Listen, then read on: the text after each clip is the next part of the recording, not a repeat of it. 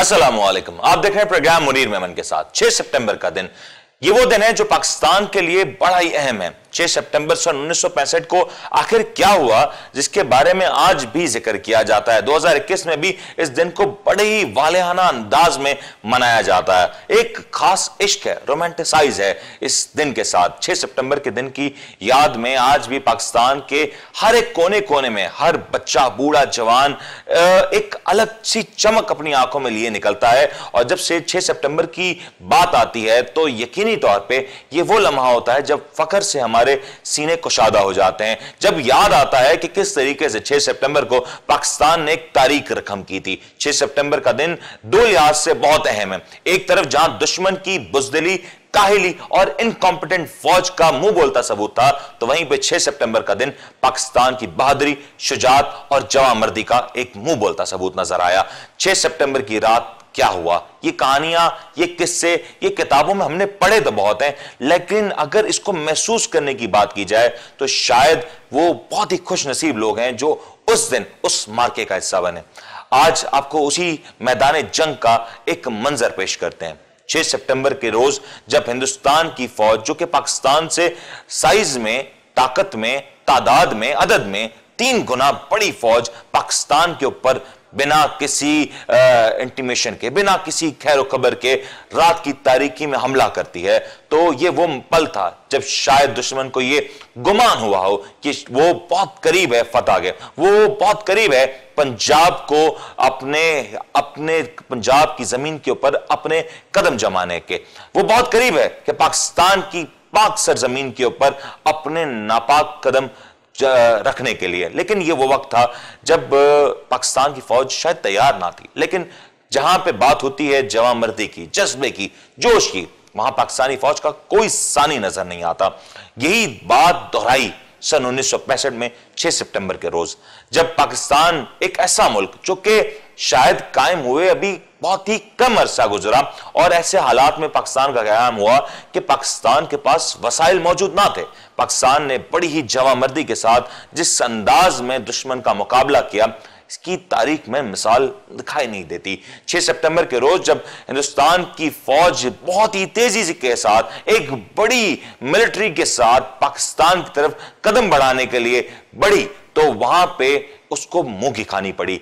जब पाकिस्तान की सरजमीन से कुछ ही कदम दूर हिंदुस्तान की फौज के कदम जमीन से उखाड़ दिए गए, तब यह बात का ऐलान किया गया कि पाकिस्तान को इस दुनिया की कोई ताकत अंडू नहीं कर सकती। यहां पे कायदे आजम मोहम्मद अली जिन्ना का वो कॉल भी याद आता है जब कयाम पाकिस्तान के बाद उन्होंने बात कही कि there is no power on earth that can undo Pakistan. ये वो लम्हा था जब पाकिस्तानियों को इस बात का यकीन हो चला कि कायदे आजम का वो कॉल महज लफ्ज नहीं थे, ये ख्वाब था, ये एक सच्चाई थी जो दुनिया के सामने आज आ चुकी है।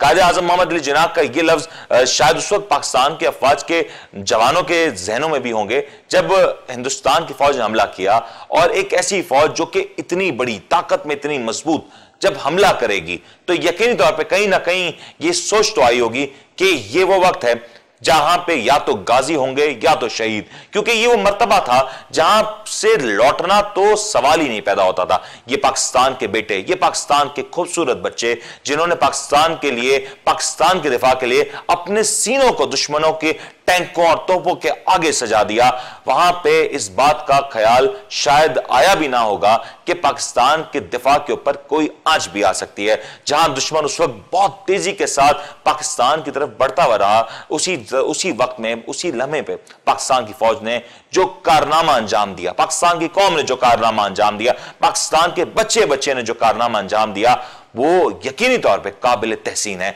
और यही वजह है कि पाकिस्तान का कयाम आज भी नजर आता है, आज भी पाकिस्तान इस दुनिया के मैप पे नजर आता है। खुदा न खास्ता पाकिस्तान की फौज ने उस वक्त वो जवामर्दी, वो बहादुरी ना दिखाई होती, तो पाकिस्तान के लिए शायद हम इस तरह के अल्फाज इस्तेमाल ना कर सकते। लेकिन जो उस रोज हुआ जब दुश्मन ने हमला किया, जब एक बड़ी कुव्वत के साथ दुश्मन ने हमला किया, तो पाकिस्तान की फौज के नौजवानों ने जो बहादुरी के, जो शुजाअत के मनाजिर पेश किए, जो अपना एक फर्ज निभाया इस मिट्टी के लिए, इस मां के लिए, धरती को, जिसको जमीन को जब मां का दर्जा दिया जाता है, उसके लिए जो कुछ किया, उसकी मिसाल शायद नजर नहीं आती।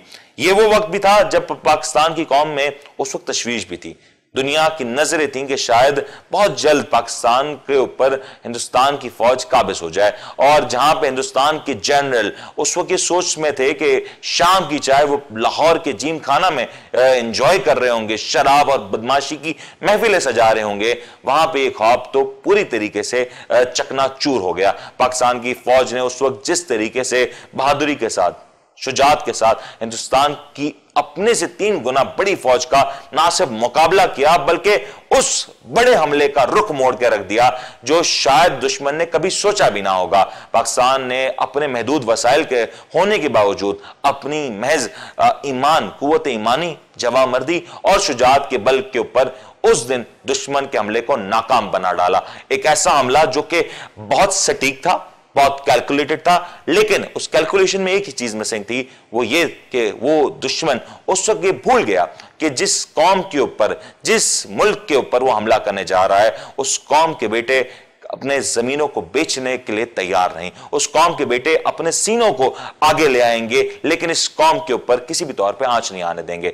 यकीनी तौर पे ये लम्हात पाकिस्तान की तारीख के एक ऐसे वक्त को बताते हैं, ऐसे वक्त का इशारा देते हैं जो कि बताता है कि पाकिस्तान की कौम ना तो अपनी सालमियत के ऊपर किसी किस्म की सौदेबाजी करेगी, और जहां भी दुश्मन ने पाकिस्तान के ऊपर हमला करने की कोशिश की, वहां पे उसको मुंह की खानी पड़ेगी।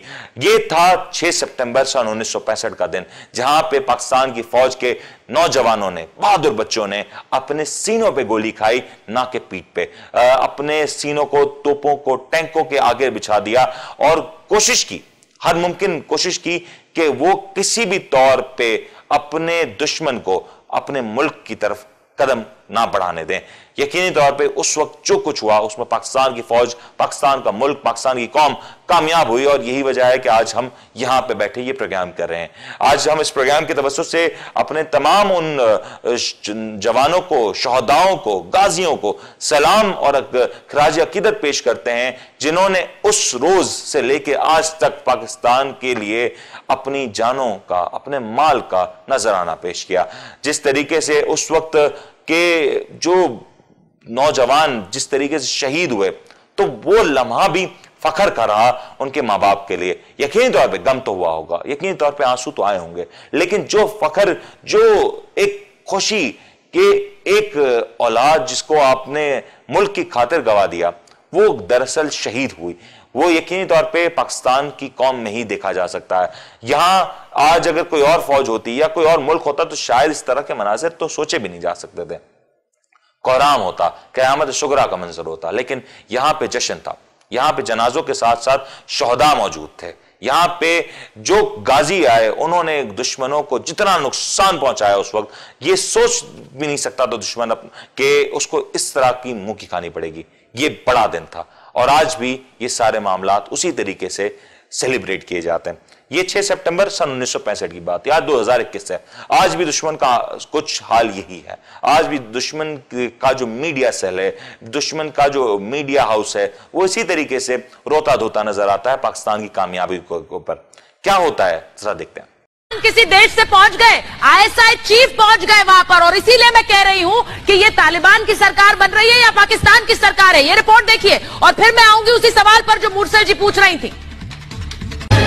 और अब आईएसआई चीफ का काबुल पहुंचना साफ दिखाता है कि अफगानिस्तान में सरकार बनाने में भी पाकिस्तान हस्तक्षेप कर रहा है। यानी अफगानिस्तान में तालिबान सरकार या पाकिस्तान सरकार।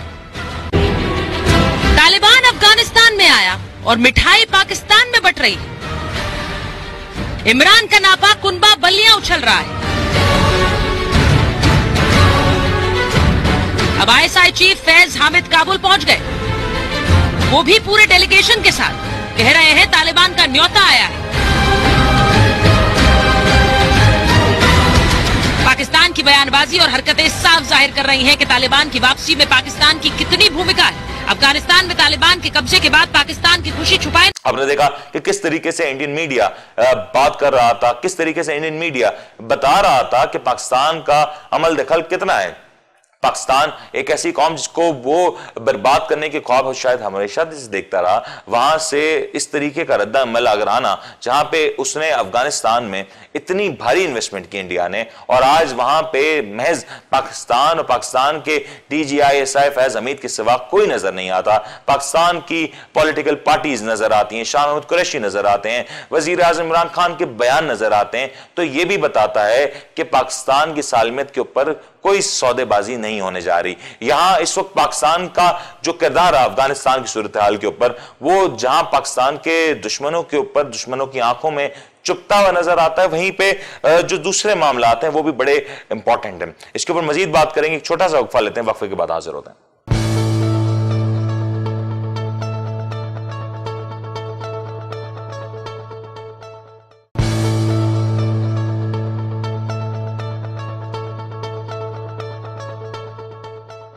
Welcome back. अभी हम बात करें 6 सितंबर के हवाले से। 6 सितंबर के रोज को क्यों सेलिब्रेट किया जाता है, इसके बारे में बात हो रही है। इसी के ऊपर बात करने के लिए हमारे साथ मौजूद है टेलीफोन लाइन पे फराज साहब। जरा इनसे जानेंगे कि क्या वजह है कि 6 सितंबर के दिन को इस तरीके से सेलिब्रेट किया जाता है। फराज साहब अस्सलाम वालेकुम। वालेकुम अस्सलाम। फराज साहब जरा कौम को बताएं ना कि 6 सितंबर को ऐसा क्या हुआ और ऐसा क्या वजह है कि आज भी 6 सितंबर को इतने दिल से हम पूरी तरीके से सेलिब्रेट करते हैं। बिस्मिल्लाहिर्रहमानिर्रहीम। Thank you Munir. दरअसल 6 सितंबर जो है वो हमें याद दिलाता है हमारे शहदाओं की कुर्बानी के जरिए, जिसमें पाकिस्तान का दिफा में उन्होंने जो है वो किरदार अपना अदा किया, और हमें हमारी पाक फौज को उनकी अजमत को सलाम है कि उन्होंने ना अपनी कभी जानों की फिक्र की, ना अपने घरों की फिक्र की। शहदाओं की शहदा बेसिकली ये कर्ज है हमारे ऊपर। इनकी ये 6 सितंबर जो हम सेलिब्रेट करते हैं, ये हम सेलिब्रेट करते हैं अपने शोधा जो कि हमेशा जिंदा रहने वाले लोग हैं। और इसके साथ साथ जाहिर है पाकिस्तान बड़ी कुर्बानियों से हासिल हुआ है मुनीर, और हमें इस पाकिस्तान की कदर करनी चाहिए। अक्सर लोग जो है वो ये कहते हैं कि जी पाकिस्तान ने हमें क्या दिया। सबसे पहले तो उनके लिए ये जवाब है कि पाकिस्तान ने आपको ये पहचान दी कि आप अपने आप को पाकिस्तानी कह सकते हैं। और उसके बाद मेरा ये सवाल उन सबसे ये है कि आपने पाकिस्तान को क्या दिया। बिल्कुल सही बात। तो मुनीर बस हम सबको न सिर्फ ये कि जोश खरोश से ये 6 सितंबर के मामलात को देखना चाहिए और उसमें आगे से आगे बढ़कर अपना किरदार अदा करना चाहिए, बल्कि इस कौम और मिल्लत को आगे बढ़ाने के लिए भी एक स्टेप आगे, अपने घर से आगे एक स्टेप हमें सोचना चाहिए।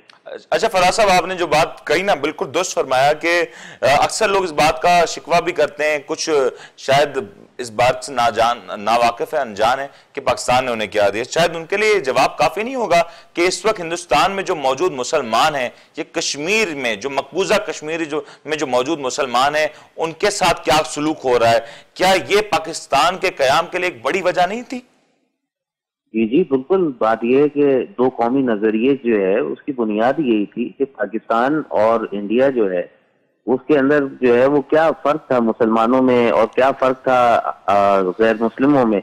ना हमारा कल्चर सेम, ना हमारे बैठना उठना सेम, बहुत सारी चीजों में हमारे फर्क था, जिसकी वजह से पाकिस्तान वजूद में आया। उस वक्त जो लोग वहां रह गए वो आज मतलब इतने सालों के बाद भी आज तक वो वहां पे सेटल नहीं हो सके। पाकिस्तान में आप देखें ना कितने लोग थे जो कि यहाँ पे आए, कुछ नहीं थे, अल्लाह ताला की फजल करम से आज वो मल्टी मिलियनर हैं, वो इस कौम के अंदर काम कर रहे हैं, वो इस कौम का फख्र है। और बात यह है कि अगर पाकिस्तान नहीं होता तो हम किसी हिंदुओं के पास नौकरी कर रहे होते। वो इतनी कैप्चरिंग कर चुके हैं इंडिया के अंदर और मकबूजा कश्मीर के अंदर जो लॉकडाउन लगाया और जिसके बाद जिस तरह से उन्होंने मुसलमानों के जुल्म सितम किए। तो बात यह है कि हमें पाकिस्तान की कदर करनी चाहिए और पाकिस्तान की कदर करेंगे तो फिर हम जो है वो अपनी आने वाली कौमों को, अपनी आने वाली नस्लों को ये सिखा के जाएंगे कि जी पाकिस्तान है तो हम हैं। फराज साहब, 6 सितंबर के बाद पाकिस्तान ने जब 6 सितंबर 1965 में एक कुछ हुआ जो तारीख रकम हुई, उसके बाद पाकिस्तान ने जब एटमी बम बनाने के लिए जब पेशरफ्त की, पाकिस्तान का दिफा तो नाकाबिले यकीन हद तक अब इसको कोई उबूर नहीं कर सकता। क्या पाकिस्तान के ऊपर आज भी इस तरह के खतरात हैं जिसके हम शायद अभी तक वाकिफ नहीं है, अनजान है?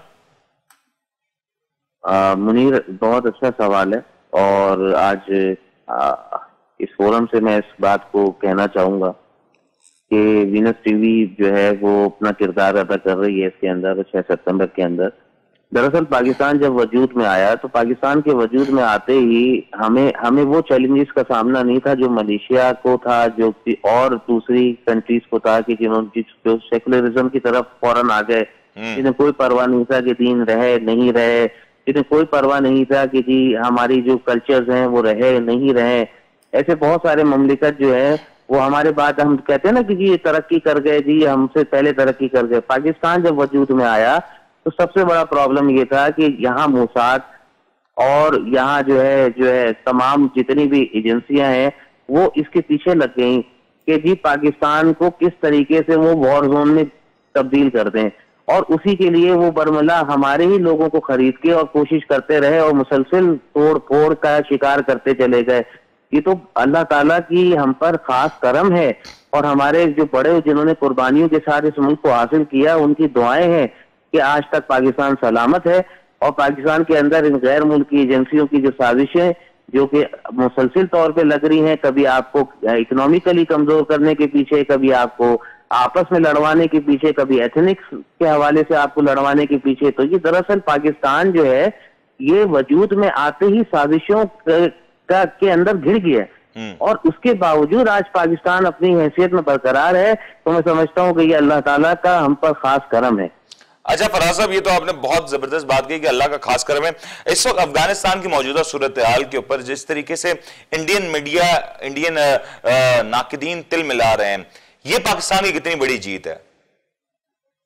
अब यहाँ मैं मुनीर एक और बात करूंगा, हमारी मीडिया का भी अपना किरदार है। दरअसल देखें बात ये कि इंडिया मीडिया जो है ना वो वहाँ की लोगों को सपोर्ट करता है। फौरन जो है ना वो अफगानिस्तान के हवाले से उन्होंने कह दिया जी हमारी इन्वेस्टमेंट डूब रही है, हमारा ये हो रहा है। और वो प्रोपोगंडा, आपको पता है मीडिया प्रोपोगंडा के लिए जब इस्तेमाल करता है तो किसी भी मौलवी को शैतान बनाने में 2 मिनट लगाता है। सही बात है। तो बात यह है कि हमें इसका राइट फेस लोगों को, दुनिया को दिखाना पड़ेगा। हमें दिखाना पड़ेगा कि अफगानिस्तान में क्या स्टेप्स लिए जा रहे हैं, क्या पॉजिटिव स्टेप्स जा रहे हैं, ताकि देखें अफगानिस्तान का स्टेबल होना ना सिर्फ ये कि हमारे ट्रेड बेनिफिट में जाता है, बल्कि अफगानिस्तान का मजबूत होना पाकिस्तान के मजबूत होने की अलामत है। बिल्कुल सही। बहुत बहुत शुक्रिया फराज साहब, आपने वक्त दिया और जिस तरीके से आपने फरमाया कि इस वक्त पाकिस्तान का जो इस वक्त जहां पाकिस्तान आंख मौजूद है, यकीनी तौर पे पाकिस्तान के बहादुरों की वजह से है, पाकिस्तान की पाक अफवाज की वजह से, और पाकिस्तान की कौम में जहां पे भले लाख डिफरेंसेस हों, मानते हैं कि कुछ ना कुछ मामलात होते हैं, कहीं ना कहीं कुछ मुश्किलात जरूर हैं, लेकिन जहां पे पाकिस्तान की सालमियत की बात आती है, जहां पे पाकिस्तान की सालमियत पे हमला होता है, वहां पे शायद हम में किसी किस्म की कोई तकसीम नहीं रहती। यहां पे ना कोई सिंधी, पंजाबी, बलोच, पख्तून, कोई किसी किस्म का फर्क, कोई किसी किस्म का भेदभाव नजर नहीं आता। यहां पे ना मजहबों के ऊपर तफरका नजर आता है जब बात होती है पाकिस्तान की, और यही वजह है कि पाकिस्तान आज भी कायम व दायम है। सन 1965 में जो कुछ हिंदुस्तान ने कोशिश की, जो अपना नापाक इरादा जाहिर कर दिया, इसके बाद पाकिस्तान ने जो कुछ किया उसके यकीनी तौर पे बहुत अहम है ये बात कहना कि पाकिस्तान में उस वक्त एक सोच बेदार की कि हमें अपने दफा को नाकाबिले तस्कीर हद तक यकीनी बनाना है, और इसके बाद एटम बम का एक जो मिशन था वो शुरू किया गया, और यकीनी तौर पे जो कुछ आज हो रहा है वो आपके सामने। मजीद बात करने के लिए हमारे साथ टेलीफोन लाइन पे ज्वाइन करें शुएब खान जी। जरा इनसे भी जानेंगे कि इस वक्त 1965 के हवाले से जो बात हो रही है, आखिर इसमें क्या वजह है कि इतनी दिल से ये बातें निकलती हैं, दिल से ये सदा निकलती है कि पाकिस्तान हमेशा जिंदाबाद। शुएब साहब अस्सलाम वालेकुम। वालेकुम अस्सलाम। शुएब साहब कैसे हैं आप? और सन 1965 6 सितंबर के रोज जो तारीख रकम की पाकिस्तान और पाकिस्तान के बहादुर बेटों ने, आज भी वो तारीख दोहराई जा रही है, क्या वजह है सर? जरा बताएं आवाम को कि हम इस तरीके से जोश के साथ इस दिन को सेलिब्रेट कर रहे हैं। देखें जी, हमारी पाक फौज शेर जवान माशाल्लाह अपने से 3 गुना बड़ी अफवाज से लड़ी उस वक्त, और उसके बाद भी आप देखें कि जितने भी बड़े बड़े ममालिक हैं वो सब हमारी फौज को बुलाते हैं ऐसा कि उनके वहां जाके ट्रेनिंग दी जाए। और पाकिस्तान फौज की क्या बात है जी, हम दिलो जान से उन पे कुर्बान हैं। उनकी वजह से वो जागते हैं तो हम सुकून से सोते हैं अपने घरों में, और उसकी याद में यौम दिफा मनाया जाता है। और हम सबको चाहिए कि हम हमेशा इन्होंने जो भी पाकिस्तान के लिए किया है वो नाकाबिले फरामोश है, और हमारे पास ऐसे अल्फाज नहीं है कि हम इस्तेमाल करते हुए इनको खराजी तहसीन पेश करें, खराज अकीदत पेश करें। बस दिल से एक ही दुआ निकलती है कि पाकिस्तान जिंदाबाद, पाक फौज जिंदाबाद। और ये वो लोग हैं जी कि जिनकी कुर्बानियों की वजह से, जिनके ये अपने घरों से दूर रहते हैं, जिसकी वजह से हम अपने घरों में सुकून से रहते हैं। ये पूरी रात पूरा दिन सरहदों की हिफाजत करते हैं और हम दिन में अपना कारोबार और रात को सुकून से घर में सोते हैं, only because of Pakistan army. बिल्कुल, only because of Pakistan army और पाकिस्तान के बहादुर बेटे। लेकिन शुएब साहब जरा ये तो बताएं, उस सन 1965 में जब वो वाकया हुआ, सन 1947 में पाकिस्तान का कयाम होता और बहुत ही कम अरसा गुजरा था जब हिंदुस्तान ने इतना बड़ा अटैक लॉन्च कर दिया। आज तो पाकिस्तान काफी हद तक स्टेबल है। उस वक्त क्या जोश होगा, क्या वलवला होगा कि इस तरीके से हमारे कौम के बहादुर बेटों ने, जवानों ने हिंदुस्तान के इतने बड़े हमले को नाकाम किया, और ना सिर्फ नाकाम किया बल्कि उनके कदम उस वक्त उखाड़ के रख दिए। क्या जोश होगा शुएब साहब? देखें जी, हमारे वैसे तो मुसलमान होने के और पाकिस्तान होने के, यही हमारे अंदर जो जहाद का और जो लड़ने का और दुश्मनों के मुखालिफ होने का जो हमारा जज्बा है, इसी जज्बे से पूरी दुनिया जो है वो हमसे खाइफ है, पूरी दुनिया हमसे डरती है। और ये जज्बा वक्त के साथ साथ मैं देखता हूँ बढ़ता जा रहा है। बिल्कुल। और हमारी तो आम आवाम भी जी तैयार हो जाती है। आप देखें, कभी भी खुदा ना खास्ता कोई भी ऐसा कोई बात निकलती है तो हर आवाम, हर चीज, हर एक बंदा, छोटा से छोटा बच्चा भी पाक फौज की तर्जमानी करते हुए, आज आप देखें जगह जगह बच्चों ने भी पाक आर्मी के ड्रेस पहने हुए हैं, जगह जगह यौम दिफा मनाया जा रहा है। तो हमारा जोश और वलवला ये कभी भी जिंदगी में, जो हमारे दुश्मनान हैं वो कभी भी जिंदगी में हमारे इस जज्बे को मध्यम नहीं कर सकते।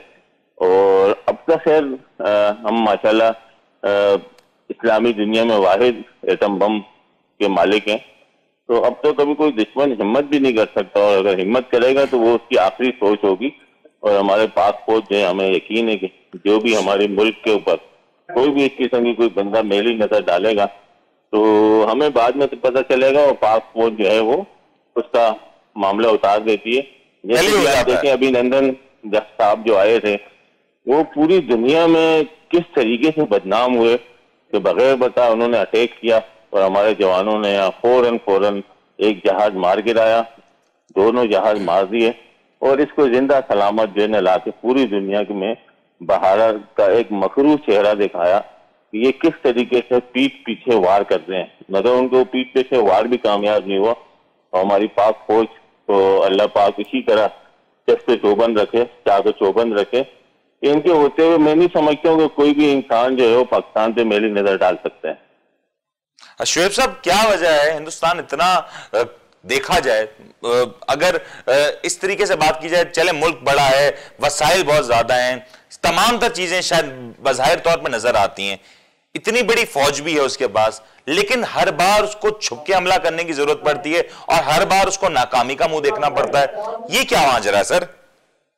देखिए जी, हमारे पास अल्हम्दुलिल्लाह हम मुसलमान हैं, इस्लाम की ताकत है हमारे पास, और वैसे तो मुसलमान हम जो है ना इस ईमानी ताकत के साथ साथ जब हम फ्रंट पे आते हैं, हमारी पाक फौज को तो देख के इनके वैसे ही पसीने छूट जाते हैं। हमला करना तो इन्होंने जब भी ये गलती की इनको मुंह की खानी पड़ी, और आइंदा भी इंशाल्लाह ऐसा होगा। पाकिस्तान की शहरी हर बच्चा जो है ना पाक फौज का एक सिपाही बन के इनके सामने शीशा पलाई दीवार बन जाएगा। ये जितनी मर्जी अपने लिए साजिशें कर रहे हैं, उनका मीडिया देखें क्या कुछ बोलता रहता, मगर पाकिस्तान को जो है उनकी खुद की जगह सही होती है, और पाकिस्तान का नाम हमेशा से बुलंद था, बुलंद है और बुलंद रहेगा। क्या वजह शुएब साहब, ये इतनी जगहसाई होती है, इतनी शर्मिंदगी होती है? अभिनंदन वाला मामला हो, इससे पहले कारगिल वाला मामला हो, ये जितने भी मामला हो, 1965 की बात कर लें, गियाम आलम का जिक्र कर लें, इतने सारे मामलात में हिंदुस्तान को शर्मिंदगी का सामना करना पड़ा। पाकिस्तान के पिछले army chief general Pervez Musharraf साहब हिंदुस्तान की अपनी सरजमीन में उतर के एज आर्मी चीफ वहां पे जाकर ठहर के आ गए। इतनी बड़ी शर्मिंदगी की बात है, लेकिन अभी तक दुश्मन है कि बाज नहीं आता। मैं हिंदुस्तान की कौम की बात नहीं कर रहा, मैं उस तबके की बात कर रहा हूं जो कि इस सोच को लेकर चलती है कि वो पाकिस्तान को एक आंख भी बर्दाश्त नहीं कर पाती। लेकिन ये पाकिस्तान कुराए अर्द में एक ऐसी जगह पर कायम है अल्लाह के फजलो करम से, जो इसको सिक्का मिला है वो छोटा जरूर है, मगर आप यकीन करें हीरे की मानंद और सोने की मानंद है। बिल्कुल। और यहाँ पे पूरी दुनिया की नजरें इसके ऊपर रहती हैं और बहुत पता नहीं क्या क्या मनफी सोच लेके लोग आते हैं, मगर शुक्र अल्हम्दुलिल्लाह के पाक फौज से होते हुए हम तो इंतहाई अपने आप को सेफ महसूस करते हैं और बिल्कुल ना हमें किसी किस्म की कोई खौफ की जो है ना शबी भी नहीं गुजरती कि खुदा ना खास्ता हमारे साथ कुछ हो जाएगा, क्योंकि पाक फौज जब है तो बस हम तो पाक फौज के शाना बचाना है और हमेशा पाक फौज की जो भी कुर्बानियां जितने भी शोहदा हैं उन सब की अजमत को सलाम। और ये इसी तरह मुल्क और कौम की हमें उम्मीद है कि इसी तरह खिदमत होती रहेगी और पाक फौज से होते हुए कोई भी मुल्क या कोई भी दुश्मन मुल्क हमारे ऊपर मेली नजर नहीं डाल सकता। शुएब भाई आखिरी बात का जवाब दे दें, हम कई बार हम बढ़ जाते हैं, मानते हैं तस्लीम करते हैं, हम बढ़ जाते हैं कौमियत में, फिरकों में, तासुब में भी आ जाते हैं कहीं ना कहीं, लेकिन जब पाकिस्तान की सालमियत की बात होती है तो कोई फर्क नजर नहीं आता, सब एक झंडे के तले नजर आते हैं और वो झंडा होता है महज पाकिस्तान का झंडा। हम एज अ पाकिस्तानी जब दुश्मन से जब बात करते हैं तो कितना बड़ा फर्क आ जाता है और क्या वजह है कि जब मुश्किल वक्त आता है तो हम सिर्फ एक होते हैं पाकिस्तानी। भाई मैंने आपको शायद तस्करा किया ना कि जज्बा ईमानी हम माशाल्लाह मुसलमान कौम है, पाकिस्तानी है इसके साथ साथ, और ये भी जो आप जो जिक्र कर रहे हैं तफरकाबाजी और बाकी चीजें ये भी दुश्मन की तरफ से ही वार होते हैं। ये कोई हमारे यहाँ हमारी तहजीब इस तरह की नहीं है। पाकिस्तान में तो बहुत तहजीब याफ्ता कौम है, बाकी जितनी बड़ी बड़ी दुनिया में चैंपियन है, अलमबरदार है बड़ी कौम होने के, वो हमारे आगे जो है ना कुछ भी नहीं है। तो हमारे पास ये जब तक जज्बा ईमानी रहेगा, जब तक हम बेहसियत मुसलमान और बेहसियत पाकिस्तानी परफॉर्म करते रहेंगे, तो मुझे उम्मीद है कि इंशाल्लाह पाकिस्तान को इस कुर्रे अर्ज़ से कोई नहीं मिटा सकता और ये इंशाल्लाह जैसे तरक्की की राह पे कामयाब है, ये इसी तरह तरक्की की मंजिल तय करते हुए इंशाल्लाह चमकता हुआ सितारा दुनिया के आगे जरूर नजर आएगा। बहुत बहुत हमारी शुक्रिया। दुआएं भी हैं साथ साथ में जी और इसके साथ साथ मैं एक छोटा सा पाकिस्तान का नारा लगाते हुए पाक फौज का नारा लगाते हुए इसका अपना एहतराम करूंगा। मेरी तरफ से, मेरी पूरी टीम की तरफ से, पूरे पाकिस्तान की तरफ से हम सब की एक ही आवाज है कि पाक फौज जिंदाबाद, पाकिस्तान पाइंदाबाद। बिल्कुल, बहुत बहुत शुक्रिया शुएब साहब, आपने वक्त दिया और जो कुछ जज्बात आपने इजहार किया वो यकीनी तौर पे तमाम तर सुनने वालों को, तमाम तर व्यूअर्स को इस वक्त यकीनी तौर पे दिलों को उनके छू रहे होंगे। और ये बात कहना जायज है कि जिस तरीके से आज पाकिस्तान जिस मुकाम पे है उसमें बहुत बड़ा किरदार है पाकिस्तान के जवानों का, शहदाओं का, उन गाजियों का जिन्होंने वक्तन फवक्तन दुश्मन के हमले को नाकाम बनाया, वक्तन फवक्तन दुश्मनों की उन मकरू चालों को नाकाम बनाया जो वो दिन रात पाकिस्तान के खिलाफ, पाकिस्तान की बका के खिलाफ करता रहा। शुएब साहब बहुत बहुत शुक्रिया आपके वक्त का। यकीन तौर पे क्लोजिंग रिमार्क्स के तौर पे मैं बात जरूर कहना चाहूंगा कि एक चीज इस तमाम तर वाकये में बड़ी क्लियर होकर सामने आती है, चाहे वो सन 1965 की बात हो, चाहे वो रिसेंट अभिनंदन वाला मामला हो जब पाकिस्तान ने एक बड़ा जबरदस्त सरप्राइज किया और हिंदुस्तान को जिस तरीके से सरप्राइज दिया, हिंदुस्तान की फौज को जिस तरीके से सरप्राइज दिया, ये तमाम तर मौक़ों के ऊपर एक चीज बहुत अहम रही, वो ये कि पाकिस्तान जब भी इस्लाम के परचम के साथ, जज्बा ईमानी के साथ आगे बढ़ता है तब उसको कोई रुकावट नहीं आती। साथ साथ जहां भी जज्बा ईमानी हो वहां पे कोई भी चीज नाकाबिले तस्कीर नहीं रहती, वहां पे कोई भी मामला, कोई भी बात के ऊपर अदद और जो बज़ाहिर नजर आने वाले जो फिजिकल फैक्ट्स हैं वो बेमायने हो जाते हैं, क्योंकि जज्बा ईमानी के आगे तो कोई चीज ठहर ही नहीं सकती। यही वजह रही कि 1965 की बात करें या दीगर मामलात के ऊपर बात करें, पाकिस्तान की कौम को हर बार शुजात और बहादुरी का तमगा सीने पे मिला। यही वजह है कि पाकिस्तान आज भी कायम और दायम है। लेकिन एक और बहुत बड़ी अहम बात है, ये जो जज्बा ईमानी है आखिर किस तरीके से बाकी रह सकता है, ये जो कुव्वत है, ये जो शौक है, ये जो शुजात है, ये किस तरीके से बरकरार रह सकती है। ये उसी तौर पर रह सकती है कि जब हम बहैसियत एक कौम बनके, बहैसियत पाकिस्तानी बनके तमाम तर फर्क तफरके मिटा के भुला के, तमाम तरह कौमियतें भुला के एक पाकिस्तानी होके जब हम सोचेंगे तब हम आगे बढ़ सकते हैं। अपनी कौमियतें, अपने अकीदे, अपने अकायद को यकीनी तौर पे अपने सीने से लगा के रखें, उसमें कोई कदगन नहीं, उसमें कोई दो राय नहीं। वो बिल्कुल आप जो सोचते हैं, जो महसूस करते हैं, जो चीज आपकी है वो बिल्कुल ठीक है। लेकिन जहां पे मुश्किल वक्त आता है, जहां पे दुश्मन की बात आती है और दुश्मन से मुकाबले की बात आती है, तो वहां महज हमें पाकिस्तानी होना पड़ेगा। वहां पे दुश्मन की इन चालों का नाकाम बनाना पड़ेगा जो दुश्मन अरसा दराज से करता आ रहा है। हमने देखा कि किस तरीके से बलूचिस्तान में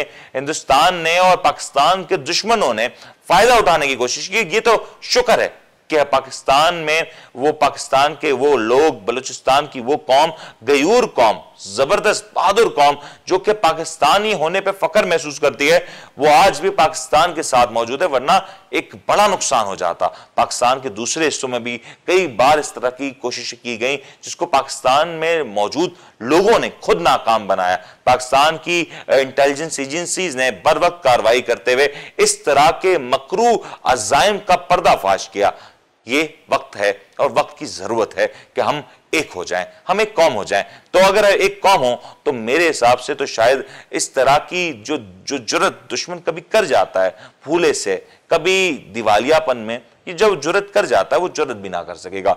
उम्मीद करते हैं कि हम एक कौम बनके, पाकिस्तानी बनके हर वक्त एक दूसरे को मुश्किल वक्त में, दुखों में, तकलीफों में एक दूसरे के शाना बशाना होते हुए एक दूसरे का सहारा बनेंगे और हर वक्त इस बात का दोहराते हुए अज़म दोहराएंगे कि जब भी दुश्मन हमारे सामने होगा हम महज एक पाकिस्तानी होंगे और एक ऐसी सीसा पिलाई दीवार बनके सामने आ खड़े होंगे जिसके लिए दुश्मन भी कहेगा कि इनको तोड़ पाना नाकाबिले यकीन है। उम्मीद करते हैं आपको आज का प्रोग्राम पसंद होगा। अपने होस्ट मुनीर को इजाजत दीजिए। अपना बहुत बहुत ख्याल रखिएगा। पाकिस्तान जिंदाबाद, पाक फौज जिंदाबाद, पाकिस्तानी कौम जिंदाबाद। अल्लाह हाफ़िज़।